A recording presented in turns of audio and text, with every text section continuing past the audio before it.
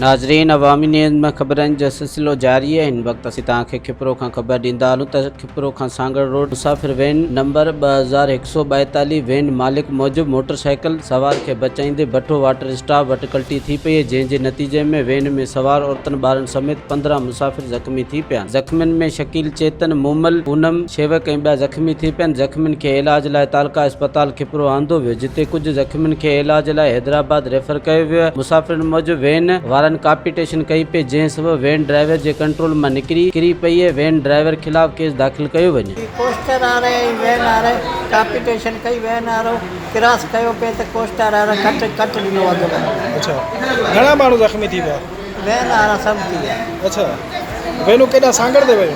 Van Sanghar वही पे coaster चोटियारी वही पे। अच्छा, हितां निकिरंदे ई कैपिटेशन कयो? निकिरंदे हिननि जे हुतां अॾे खां इहो मज़ाक लॻी पई। मज़ीद खबरों और तफसीलात के लिए विजिट करें हमारी वेबसाइट www.awamiNewsHD.com।